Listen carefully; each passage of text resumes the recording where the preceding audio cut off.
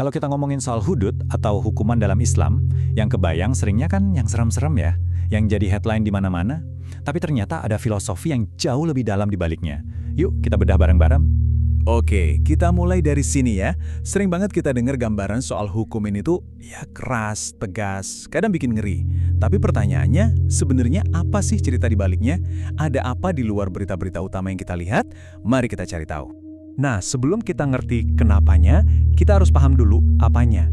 Jadi, kita bongkar dulu konsep dasar dari hudud itu sendiri. Nah, ini yang menarik banget. Kata hudud itu sendiri dalam bahasa Arab artinya batas. Bukan hukuman, tapi batas. Dari namanya aja udah kelihatan kalau ini bukan cuma soal menghukum, tapi soal menegakkan batasan-batasan yang udah ditentuin. Dan untuk ngerti kenapa batas ini perlu, kita harus lihat dulu cara Islam membagi dua arena kehidupan. Pertama ada ibadah, ini urusan kita sama Tuhan. Aturannya kaku, udah pasti nggak bisa kita tambah atau kerangin. Contohnya ya, sholat subuh 2 rakaat. Ya udah segitu. Terus yang kedua ada urusan duniawi atau adat. Nah di sini beda. Tujuannya buat memenuhi kebutuhan kita sebagai manusia, dan aturan dasarnya adalah semua boleh kecuali yang dilarang. Nah disinilah letak masalahnya.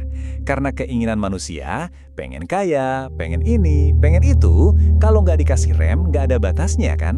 Pasti bakal ada saatnya kita kebablasan dari yang boleh ke yang dilarang. Disitulah hudud berperan sebagai penanda garis batasnya. Oke, jadi kita udah tahu hudud itu batas. Sekarang kita lihat lebih jauh lagi. Ternyata sistem ini punya dua tujuan besar. Bukan cuma soal nyetop orang berbuat jahat, tapi juga soal memperbaiki kerusakan yang udah terjadi. Jadi ada dua tujuan utamanya. Yang pertama itu zajr, ini fungsinya buat pencegahan, biar orang lain pada mikir 2 kali sebelum berbuat jahat karena tahu ada konsekuensi berat, semacam efek jera gitulah. Terus yang kedua ada jabr, yang artinya memperbaiki.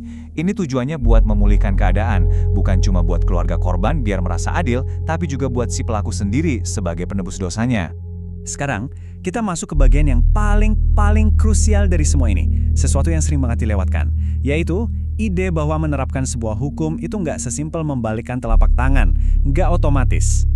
Dengerin baik-baik kutipan ini. Tidak ada suatu hukum yang diterapkan tanpa syarat-syaratnya terpenuhi dan penghalang-penghalangnya tiada. Ini adalah aturan mainnya, berlaku untuk semua hukum dalam Islam, dari urusan ibadah sampai hukuman. Semuanya punya syarat dan penghalang. Pernyataan yang kuat banget ya, tapi maksudnya apa sih dalam prakteknya? Kayak gimana contohnya? Oke, kita ambil contoh kasus pembunuhan. Hukuman balasannya atau qisas itu nggak bisa langsung jeger gitu aja diterapkan. Hakim harus periksa dulu seabrek hal. Misalnya, apakah korbannya itu emang orang yang dilindungi hukum? Terus, nah ini penting, apa pelakunya itu bapaknya si korban? Kalau iya, itu jadi penghalang. Hukumannya nggak bisa jalan. Dan ini baru beberapa loh. Masih banyak lagi syarat pembuktian yang super ketat. Jadi ini poin yang harus kita pegang erat-erat. Ini bukan kayak ujian yang kalau bener 7 dari 10 soal, kita lulus. Bukan, ini lebih kayak rantai. Cukup ada satu aja syarat yang nggak terpenuhi, atau ada satu aja penghalang, maka seluruh proses penerapan hukuman hudud ini berhenti, batal. Oke, terakhir. Ada satu lagi poin yang luar biasa menarik. Yaitu soal gimana cara informasi yang rumit ini disampaikan ke orang-orang. Dan kenapa apa yang kita dengar di mimbar khotbah bisa beda banget sama apa yang terjadi di ruang sidang. Nah ini dia perbedaannya. Ada 2 audiens, jadi pesannya juga disesuaikan. Kalau lagi khotbah di depan umum, tujuannya apa? Pencegahan. Biar orang takut berbuat jahat. Makanya yang disampaikan itu hukumannya secara gamblang. Tangan pencuri akan dipotong. Titik. Tapi coba kita pindah ke ruang sidang. Tujuannya beda total. Di sini tujuannya keadilan dan ketepatan. Jadi bahasanya pun jadi super detail. Tangan pencuri akan dipotong jika syarat A, B, C terpenuhi dan penghalang X, Y, Z tidak ada. Beda banget kan? Ini membawa kita ke sebuah pertanyaan buat direnungkan.